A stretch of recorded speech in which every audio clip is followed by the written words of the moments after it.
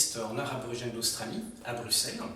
Et mon parcours est un peu atypique, puisque j'ai travaillé 17 ans dans la chimie, dans le groupe Solvay, avec passion. Et j'ai décidé, en fait, il y a 1 an et demi, de quitter ce précédent job, après 17 ans, pour embrasser un autre challenge, qui est d'ouvrir une galerie d'art aborigène d'Australie, que je collectionnais depuis 15 ans. Donc avec ça, je marie en fait une passion et un nouveau métier. Voilà. L'art aborigène, en fait, c'est un art qui est un peu particulier. On est à la frontière entre plusieurs univers. On est dans une culture continue d'un peuple qui habite en Australie depuis 65 000 ans et qui a toujours peint. Qui a peint sur son corps, qui fut probablement la première peinture, la peau humaine, qui a peint sur des grottes, sur des parois rocheuses en Australie. Les plus anciennes peintures en Australie ont à peu près 40 000 ans, et qui a également peint sur le sable, donc avec des signes qui étaient utilisés pour des cérémonies.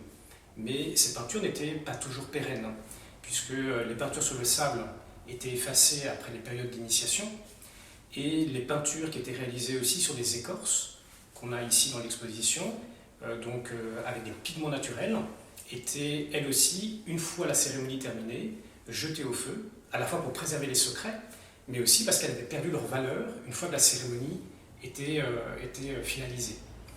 Donc il y avait une peinture qui n'était pas pérenne, et il y a eu un bouleversement, une transformation extraordinaire.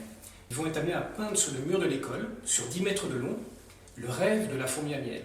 Donc la mythologie du temps du rêve va s'exprimer sur 10 mètres, avec des signes tout à fait abstraits pour nous, dans notre culture occidentale, et ça va être un big bang artistique, puisque ça va susciter l'enthousiasme d'anthropologues, d'ethnologues, mais aussi de personnes du monde de l'art, et les aborigènes vont se mettre à peindre sur tous les supports accessibles à cet endroit. Et donc c'est en 72-73 que démarre à Papunyatula ce mouvement d'art contemporain aborigène, et qui après va essaimer partout en Australie.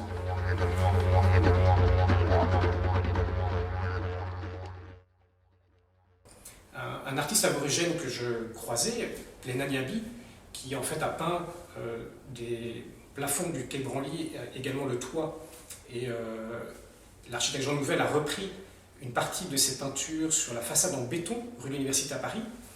Cet artiste, je lui demandais en fait, qu'est-ce que vous ressentez que des millions de gens qui montent sur la Tour Eiffel, au premier étage, voient sur le toit du quai Branly votre œuvre. Et elle me disait, je suis fière de partager ma culture avec le monde.